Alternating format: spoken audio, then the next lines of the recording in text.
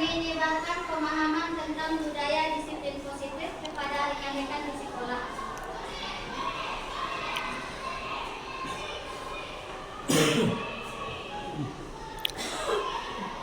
Nah, kita masuk dulu ke filosofi Kak Hajat Dewantara. Salam dan bahagia. Selamat datang guru hebat. Pendidikan menurut Ki Hajat Dewantara adalah menuntun segala kodrat yang ada pada anak, baik kodrat zaman maupun kodrat alam yang ada pada anak, agar mereka dapat mencapai keselamatan dan kebahagiaan setinggi-tingginya, baik sebagai manusia maupun sebagai anggota masyarakat. Nah, kita sebagai seorang pendidik diibaratkan sebagai seorang petani yang memiliki peranan penting untuk menjadikan tanaman tumbuh subur. Kita akan memastikan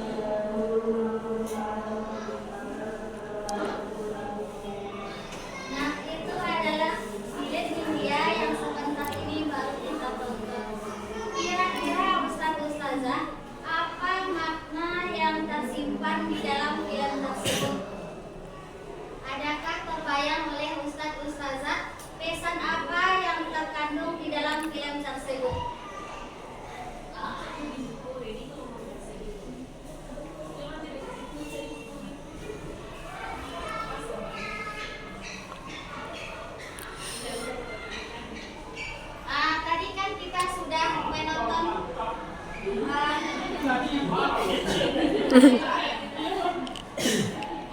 kan kita sudah menonton film India ya Ustazah. Kira-kira apa pesan yang tergambar dari film India tersebut? Ada yang tersirat di pikiran Ustazah? Apa makna atau pesan yang tersimpan di dalam film ini?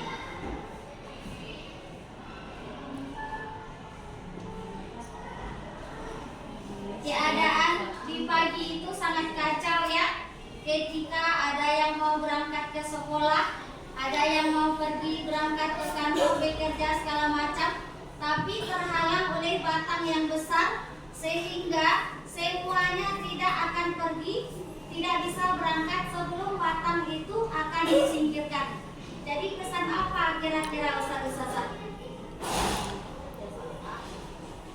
Oke, bagus, katanya ada kerjasama. Bahwasanya apapun permasalahan itu kalau kita sendiri memang tidak akan selesai. Buktinya tadi bahwa anak tersebut melihat sekeliling tidak ada yang bergerak, namun dia seolah-olah bisa sendiri menyingkirkan batang itu dengan sekuat tenaga. Tapi karena dia sudah bergerak, sekeliling itu ikut tergerak. Anak-anak yang bermain bola di sebelahnya itu seolah-olah yang gembira ikut mendorong batang pohon itu karena mereka merasa itu adalah hal yang kecil karena akan dilakukan bersama-sama. Nah, jadi setelah kita menyaksikan film tersebut, ke bawah lagi sampai ini.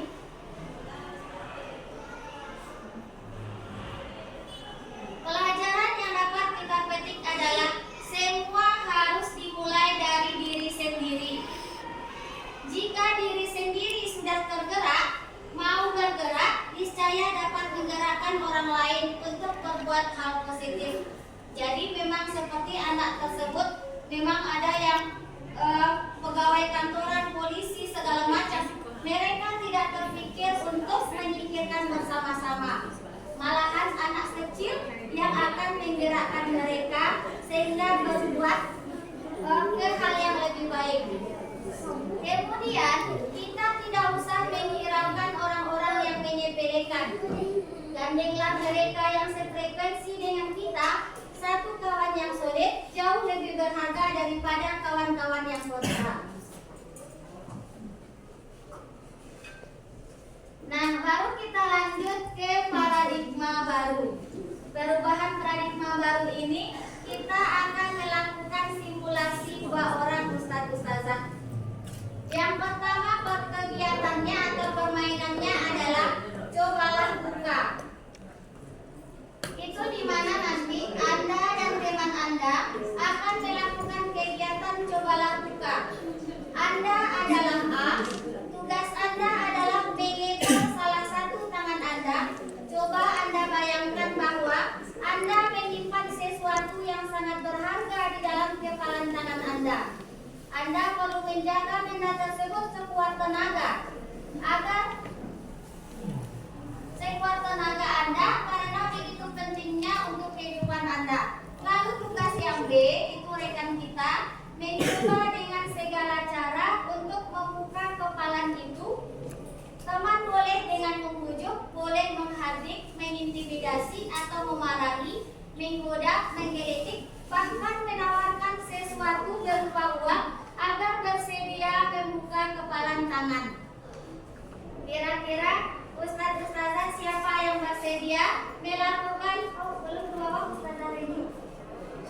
Kira-kira siapa Ustaz dan Ustazah yang melakukan simulasi ini yang bersedia? 2 orang.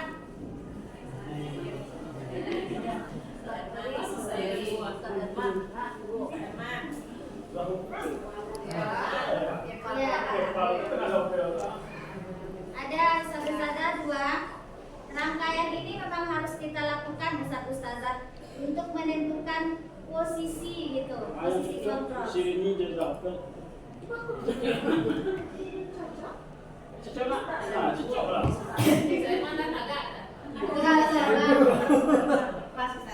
Oh, di belakang. Silakan Ustaz Herman dan Ustaz Erizal. Jadi nanti boleh menentukan apakah dia dirinya apa temannya yang siapa, kelompok A dan B, nanti salah satu anggota itu akan mengepal tangan segenggam. Jadi membayangkan bahwa di dalam kepalan tersebut adalah benda berharga.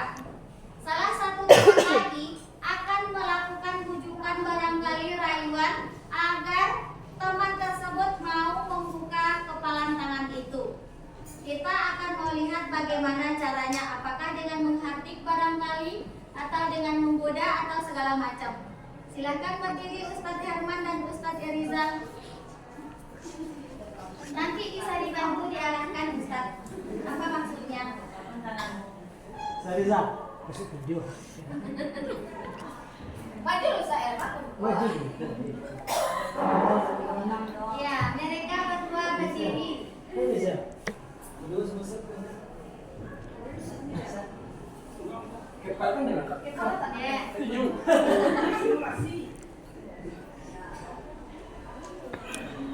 Nah, sekarang Ustadz Herman dan Ustadz Kak Rizal akan melakukan simulasi cobalah buka menghadap di kamera Ustadz. Itu. Jadi yang menyimpan tangan siapa? Yang menyimpan tangan Ustadz Erizal, jadi Ustadz tidak usah mengepal. Jadi Ustadz Erizal sudah mengepal seolah-olah yang di dalam genggaman Ustadz ini barang berharga. Ustadz Mio barang tuh. Acara Ustadz Caronyo Ustadz Erizal membuka genggaman Nyo.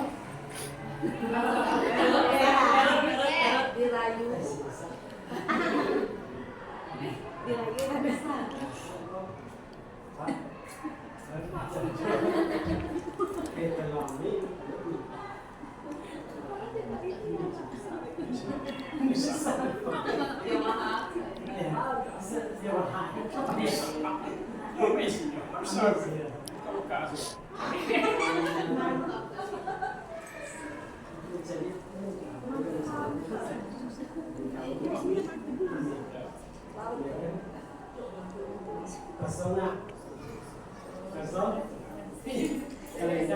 Kelainan Jona. Yang di kepala adalah persona. Ustadz itu memang membayangkan di dalam ini benda berharga. Ustadz ingin acara Ustadz. Ustadz ingin ada dalam genggaman ini adalah barang berharga. Bagaimana cara Ustadz? Apakah dengan tunjukkan buka? Kalau tidak, deko. Nah, gitu. Ancaman ada. Lalu ada pujukan. Acara Ustadz membujuknya. Acara nyo gitu. Dia bujuk lihat dari kamu lah. Coba deh. Dia kering. Juga sama, bisa. Tuh sih. Bagaimana sampai genggaman ini terbuka? Jadi Apa trik Ustadz? kalau di cara pelan, apa nggak mau dibuka kan? Nggak dipukul. Kalau pukul langsung Boleh.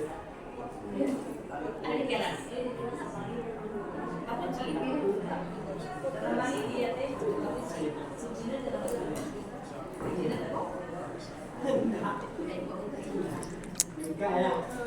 Saatnya nanti ini. Ulangnya lagi. Enggak dipaksa. Sengaja ya.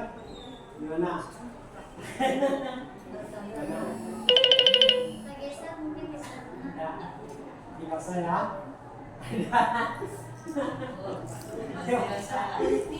bisa dong nih ya.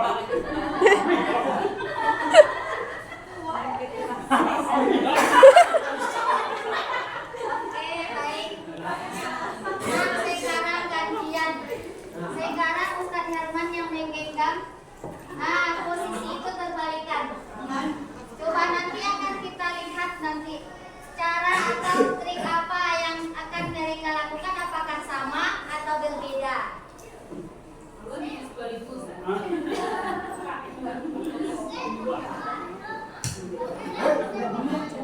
Kalau ada yang baik belum. Iya, kamu. Ini ada isinya. Nih. Ah,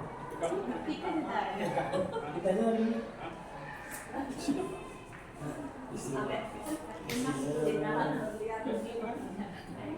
Apanya? Bisa. Ada bukan ada? Yang nah. Nah. Dah. Dah. Ada cicak mana? Oke, baik. Nah, kita beri tepuk tangan untuk Ustaz. Terima kasih Ustaz sudah melakukan simulasi cobalah buka. Nah, Nah, langsung lampirannya ke bawah saja, Ustaz. Langsung ke bawah. Nah, dari kedua teman kita tadi bahwasanya ada mereka cara yang berbeda.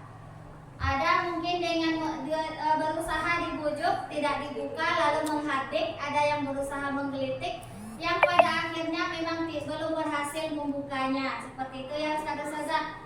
Lalu dari kegiatan cobalah buka itu, maka sesungguhnya setiap orang itu memiliki posisi kontrol. Tentu kita sendiri yang memegang kontrol atas kepalan tangan kita. Apakah kita akan membuka atau menutup kepalan tangan kita, itu tergantung pada kita masing-masing sesuai dengan kebutuhan kita saat itu. Jadi pada simulasi itu mungkin tidak berhasil karena tidak sesuai dengan kebutuhannya. Tapi pada dasarnya itu kita memegang posisi kontrol terhadap apa yang kita pegang pada saat itu. Kebutuhan apa yang berada pada kita saat itu. Ke bawah lagi Ustazah. Nah, seorang guru yang baik harus memiliki kemampuan dalam mewujudkan budaya positif di sekolah.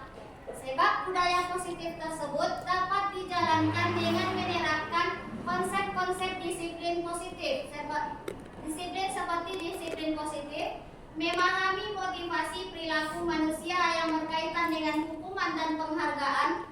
Lalu ada posisi kontrol seorang guru, pembuat keyakinan kelas, dan penerapan segitiga restitusi dalam menyelesaikan masalah. Kita masuk dulu kepada apa itu makna disiplin.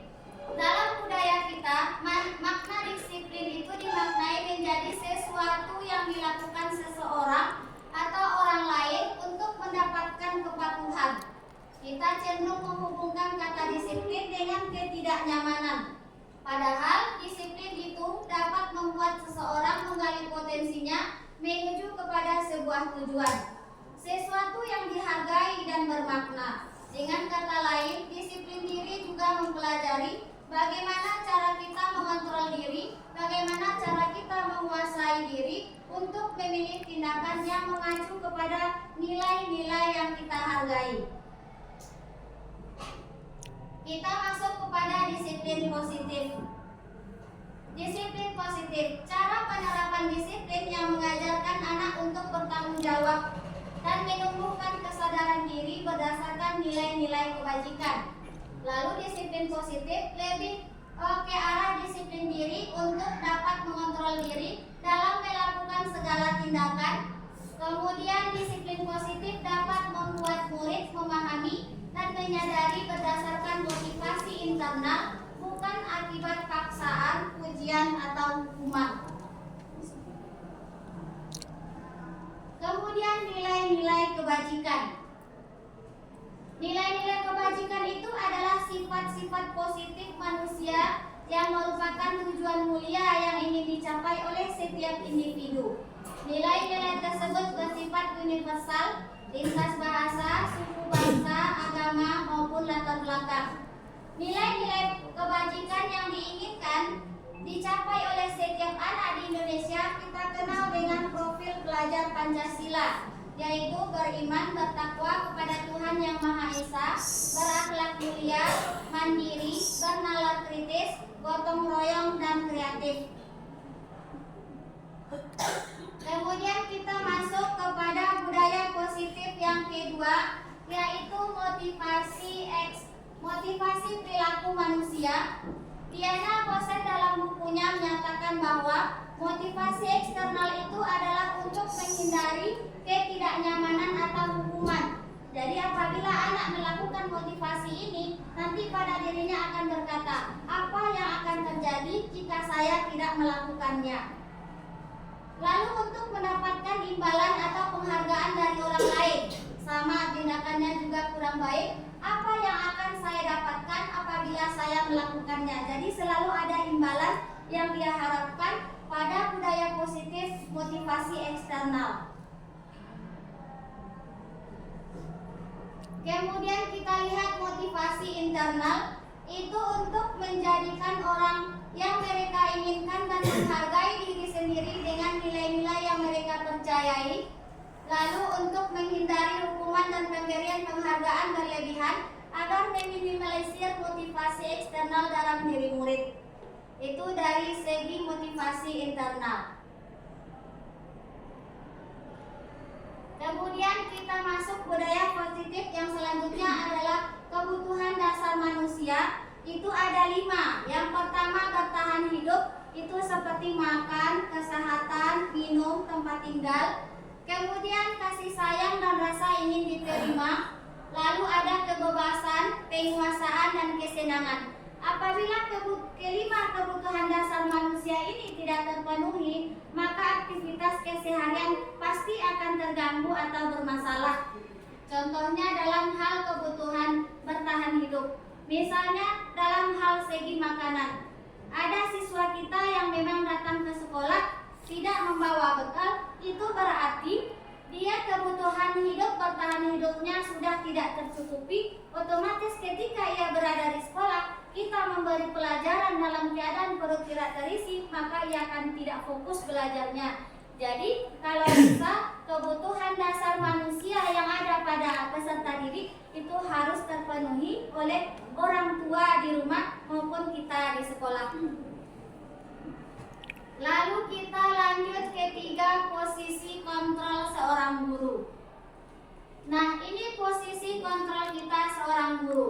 Itu ada 5. Yang pertama itu adalah posisi guru sebagai penghukum, di mana guru itu selalu berbuat menghardik, lalu menunjuk-nunjuk, bahkan menyakiti hati anak atau peserta didik. Dengan tindakan kita yang seperti itu, maka hasilnya itu siswa kita akan menjadi pemberontak, dia jadi pendendam, bahkan sering menyalahkan orang lain. Jadi memang posisi kontrol sebagai penghukum sangat tidak baik kita pakai ustaz-ustazah. Nah, yang kedua ada posisi kontrol sebagai pembuat merasa bersalah. Ini adalah posisi kontrol negatif juga, sama dengan penghukum, bahwasanya guru itu berceramah menunjukkan kekecewaan yang mendalam. Mungkin kita sebagai guru itu berkata kepada siswa kita, kamu sudah mengecewakan ibu hari ini. Jadi barangkali siswa yang sensitif, ya itu adalah kecewa yang mendalam baginya, sehingga pada karakternya ia lebih suka mendongkol atau menjadi siswa yang pembohong. Kemudian posisi kontrol berikutnya adalah sebagai teman. Cara berbuat guru apabila kita posisikan diri kita sebagai teman, itu selalu membuat alasan-alasan untuk murid. Misalnya ketika anak itu tidak mau sholat, misalnya di kelas 1 itu di kelas saya misalnya, itu akan melakukan perkataan itu seolah-olah sebagai teman. Ya sudahlah, nanti tak apa-apa hari ini kamu sholat, tapi besok sholat ya. Hal itu tuh cara berbuat gurunya itu sudah memposisikan diri sebagai teman. Jadi pada akhirnya hasilnya siswa itu tidak akan berkembang karakternya, malah siswa itu akan menjadi ketergantungan. Jadi memang tidak baik juga kita posisikan diri kita sebagai teman, walaupun posisi kontrol ini termasuk posisi yang positif. Kemudian ada posisi kontrol guru sebagai pemantau. Ini adalah guru selalu membuat aturan, lalu menanyakan apa konsekuensinya jika tidak dilakukan.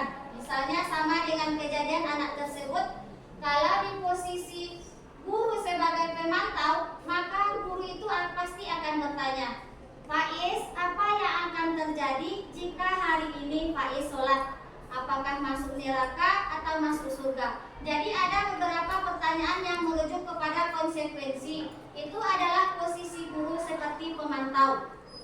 Jadi hasilnya pasti siswa itu akan menyesuaikan keadaan. Ketika itu mungkin barangkali yang menjawab masuk neraka, barangkali dengan adanya pertanyaan-pertanyaan mungkin barangkali ingin masuk surga, akhirnya dia sholat. Tapi tindakannya selalu menyesuaikan dengan keadaan hari itu, saat itu. Lalu ada posisi kontrol sebagai manajer. Ini adalah posisi kontrol kita sebagai guru. Apabila siswa melakukan kesalahan, selalu mengajukan beberapa pertanyaan-pertanyaan sesuai dengan masalah yang dihadapi anak. Misalnya, ada siswa yang terlambat, atau sama yang kayak yang tadi, ada siswa yang tidak mau sholat. Apa keyakinan kelas kita? Faiz, apakah sudah sesuai tindakan Faiz hari ini dengan keyakinan kelas kita? Pasti anak itu akan menjawab dan pada akhirnya akan membentuk pada karakter yang positif. Jadi, posisi kontrol manajer ini hasilnya pasti akan menguatkan watak atau karakter siswa ke arah yang lebih baik. Lanjut ke bawah Ustazah. Nah, ini dia Ustaz dan Ustazah. Posisi kontrol yang ideal itu sebagai seorang guru adalah memang sebagai manajer, di mana guru berbuat bersama murid, mempersilahkan murid mempertanggungjawabkan perilakunya dan mendukung murid agar mampu menemukan solusi atas permasalahannya sendiri. Jadi melalui pertanyaan-pertanyaan tersebut memang dia yang mencarikan solusi permasalahannya. Lalu posisi manajer mengacu pada restitusi yang dapat menjadikan murid sebagai manajer bagi dirinya sendiri, sehingga tercipta identitas positif dan berhasil pada diri murid. Jadi sama-sama kita berusaha ya Ustaz-Ustazah. Mudah-mudahan kita berada pada posisi manajer. Nah, lalu budaya berikutnya adalah keyakinan kelas. Ini memang sudah tidak asing lagi bagi kita Ustaz-Ustazah, karena kita sudah mulai menerapkan di awal tahun ajaran membuat keyakinan kelas bersama-sama kita. Bahwasanya keyakinan kelas itu adalah guru berperan dalam mewujudkan terbentuknya keyakinan sekolah atau keyakinan kelas dengan adanya kesepakatan antara guru dan siswa. Kemudian keyakinan kelas atau sekolah itu juga merupakan pernyataan universal yang mudah diingat, dipahami, dan harus diterapkan dalam lingkungan sekolah. Nah, mari kita telusuri sedikit Ustaz-Ustazah. Siapa yang setuju bahwa peraturan kelas sama dengan keyakinan kelas sama dengan peraturan kelas? Boleh Ustazah tunjuk tangan, apakah sama peraturan kelas dengan keyakinan kelas? Yang setuju boleh angkat tangan Ustazah atau Ustaz. Setuju peraturan kelas sama dengan keyakinan kelas? Oh, kata Ustazah L tidak setuju. Apa alasannya Ustazah? Boleh berdiri Ustazah?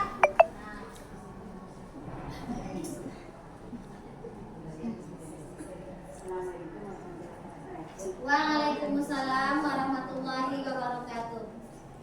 Di sini Zah dengan peraturan. Iya. Nah, kalau peraturan ini dasarnya Zah, mungkin belum sampai ke hati atau ke keyakinan atau ke keinginan yang pada dirinya. Iya. Kalau peraturan ini Zah wajib gitu Zah. Oh, jadi lebih mendoktrin ya Ustazah. Jadi yang ini memang wajib juga Zah. Iya. Cuman udah muncul dari hati. Apakah peraturan itu peraturan kelas kita dulu, apakah kita buat bersama kelas atau guru saja Ustazah? Kadang peraturan ini saya memang buat dengan anak ini juga. Cuman yang makanya yang memang yang punya guru gitu ya. Jadi kalau yang ganti ini bersamaan, kemudian lihat kondisinya sesuai dengan Jadi menurut Ustazah mana yang lebih bagus, peraturan kelas apa keyakinan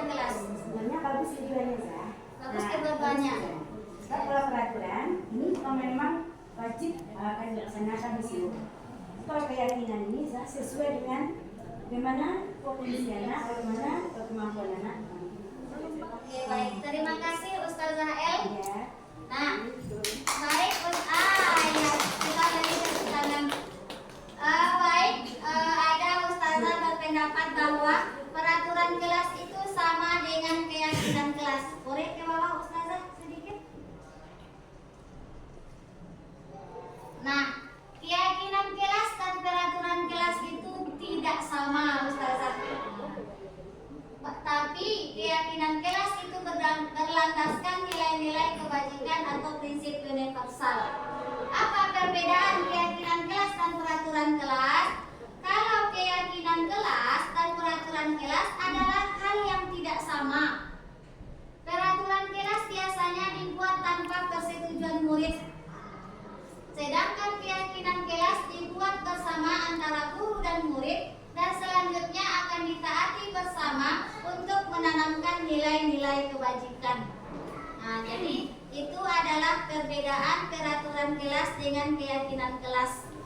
Jadi memang sudah bagus kita sudah mulai menerapkan keyakinan kelas karena kita buat bersama beserta didik kita.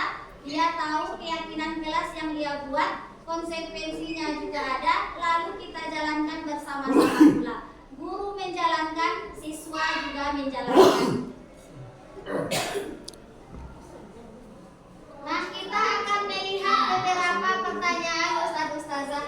Nilai apa, nilai kebajikan apa yang terkandung pada peraturan ini? Menggunakan helm saat mengendarai motor. Itu kira-kira nilai kebajikan apa yang terkandung pada pertanyaan itu, Ustazah? Menggunakan helm saat mengendarai motor. Oke, bagus, keselamatan diri. Nomor 2, mengumpulkan tugas tepat waktu. Berkewajiban, boleh. Nomor 3, menjenguk tetangga yang sakit. Oke, pedulian. Oke, mari kita lihat Ustazah ke bawah. Jawaban Ustazah betul bahwa menggunakan helm saat mengendarai motor adalah nilai kebajikan yang dituju adalah keselamatan. Mengumpulkan tugas tepat waktu itu adalah nilai kebajikannya bertanggung jawab, dan menjenguk tetangga yang sakit adalah nilai kebajikan yang dituju adalah menghargai. Kemudian ada urutan langkah-langkah dalam menetapkan keyakinan kelas. Boleh di bawah sedikit Ustazah? Nah, dia ada 6. Kira-kira mana urutan yang pertama yang akan kita lakukan jika seandainya kita akan membuat keyakinan kelas bersama murid kita?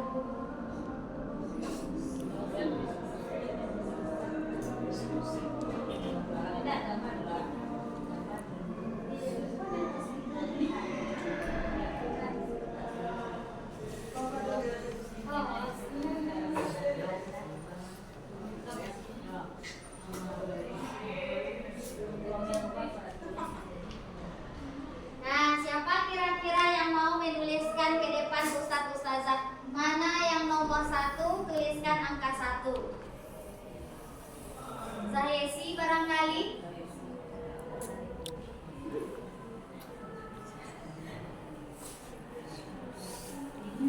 Jika kita seandainya akan membuat peraturan kelas bersama anak kita, urutan mana yang pertama?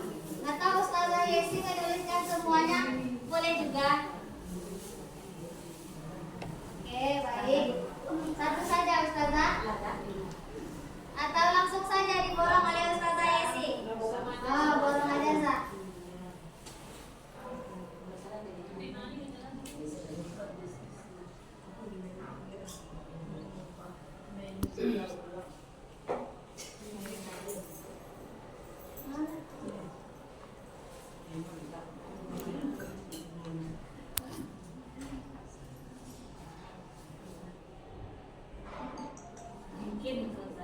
Baik, terima kasih Ustazah Yesi. Nah, ini adalah urutan keyakinan kita bersama. Yang pertama itu mendiskusikan mengenai gambaran perilaku yang mencerminkan keyakinan kelas. Lalu urutan yang kedua kita berdiskusi memunculkan peraturan-peraturan yang perlu ditaati warga kelas. Lalu yang ketiga ada mendiskusikan mengenai seluruh peran warga kelas. Yang keempat mengubah peraturan menjadi kalimat positif. Yang kelima menyaring peraturan menjadi nilai-nilai kebajikan dan keyakinan kelas. Yang terakhir meninjau ulang keyakinan kelas dari waktu ke waktu. Apakah sudah setuju urusan ini Ustazah? Ustaz? Oke, baik, mari kita lihat hasilnya. Coba ke bawah Ustazah sedikit. Nah, banyak Ustazah Yesi yang betul. Nah, ternyata yang pertama adalah mendiskusikan, memunculkan peraturan yang perlu ditaati. Berarti kita akan membuat kesepakatan dulu dengan siswa kita peraturan apa yang harus kita taati. Kemudian yang kedua itu mengubah peraturan menjadi kalimat positif. Yang ketiga itu menyaring peraturan menjadi nilai-nilai kebajikan dan keyakinan kelas. Yang keempat baru berdiskusi mengenai gambaran perilaku yang mencerminkan keyakinan kelas. Yang kelima baru berdiskusi lagi mengenai seluruh peran warga. Yang terakhir baru kita tinjau keyakinan kelas dari waktu ke waktu.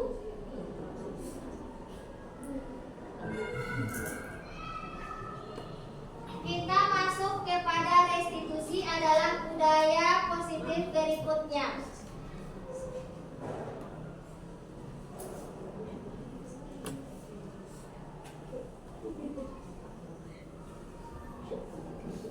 Nah, kita masuk kepada restitusi. Restitusi itu adalah proses menciptakan kondisi bagi murid untuk memperbaiki kesalahan mereka, sehingga mereka bisa kembali pada kelompok mereka dengan karakter yang lebih kuat. Restitusi itu membantu murid menjadi lebih memiliki tujuan, disiplin positif, dan memulihkan dirinya setelah berbuat salah. Penekanannya bukanlah pada bagaimana perilaku untuk menyenangkan orang lain atau menghindari ketidaknyamanan, namun tujuan restitusi ini adalah menjadi orang yang lebih menghargai nilai-nilai kebajikan yang mereka percayai atau memperbaiki kesalahan mereka dan mendapatkan kembali harga dirinya.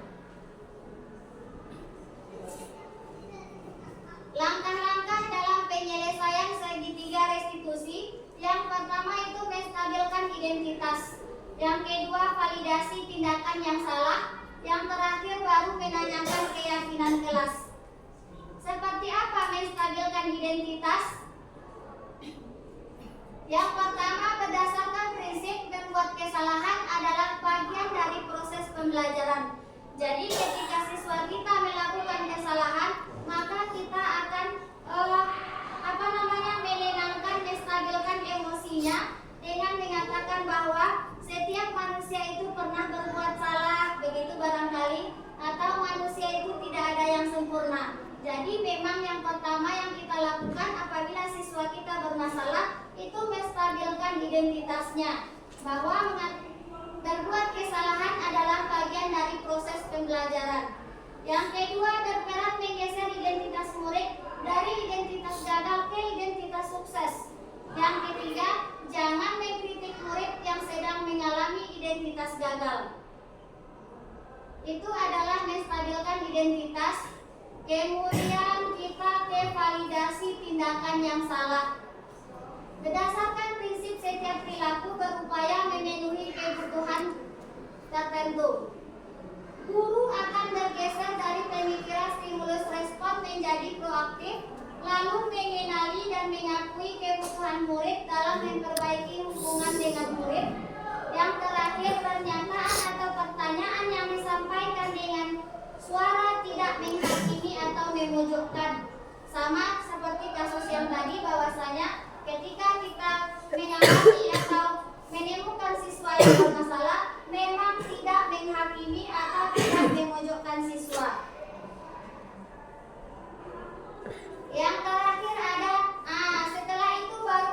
menanyakan keyakinan kelas. Teori kontrol menyatakan bahwa pada dasarnya kita termotivasi secara intrinsik. Kemudian saat berperilaku telah divalidasi dan identitas sukses telah stabil, maka murid telah siap mengaitkan dengan tindakan yang salah. Jadi setelah murid itu divalidasi, sudah ada stabil emosinya, baru kita kaitkan dengan keyakinan kelas, apakah tindakan tersebut sudah sesuai dengan keyakinan kelas atau belum.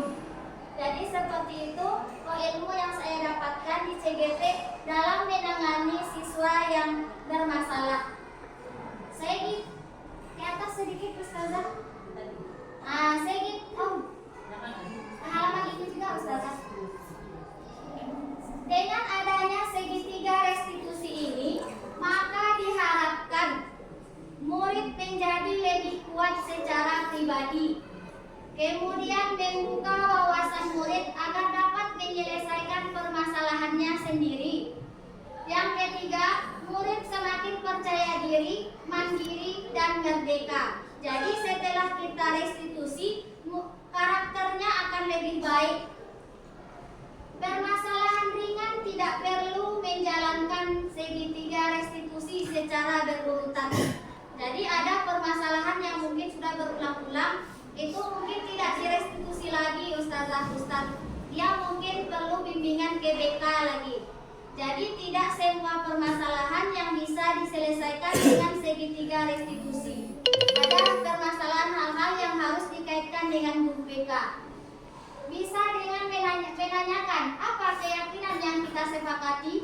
Segitiga restitusi itu adalah suatu proses dialog yang dijalankan oleh guru, orang tua agar dapat menghasilkan murid yang mandiri dan bertanggung jawab. Hal-hal yang perlu diperhatikan dalam segitiga restitusi.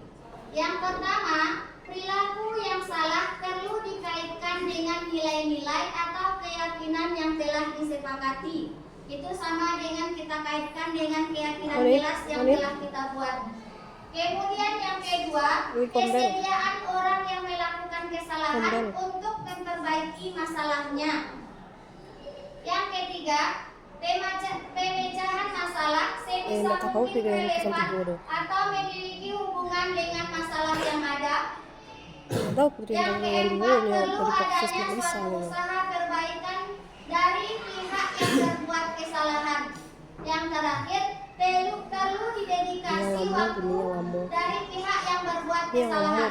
Tanyakan kapan akan dimulai diberlakukan usaha untuk memperbaiki masalahnya. Bagian video. Kemudian ada juga segitiga restitusi dalam penyelesaian masalah.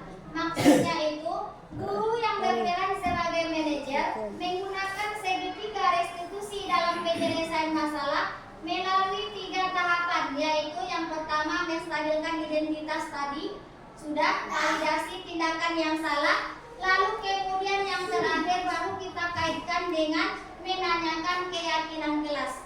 Tujuannya menghasilkan murid yang mandiri dan bertanggung jawab.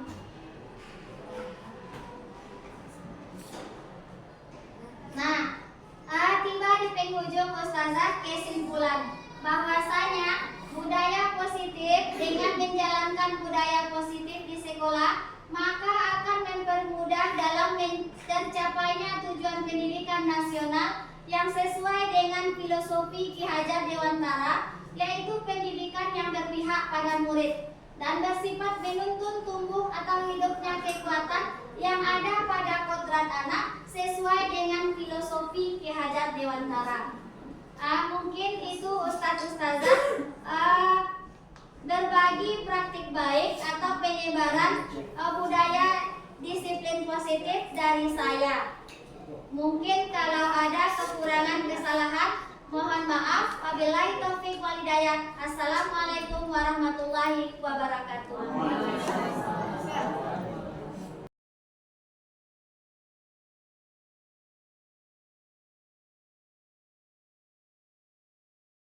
Assalamualaikum warahmatullahi wabarakatuh.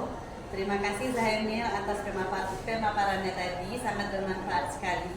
Mudah-mudahan kedepannya kita lebih bisa menghadapi murid yang beragam agar dapat mengembangkan dan menumbuhkan karakternya yang sesuai dengan profil pelajar Pancasila dengan menerapkan budaya positif. Tetap semangat Zainil. Assalamualaikum warahmatullahi wabarakatuh. Di sini saya melihat hasil pemaparan dari Zainil tadi. Saya mendapatkan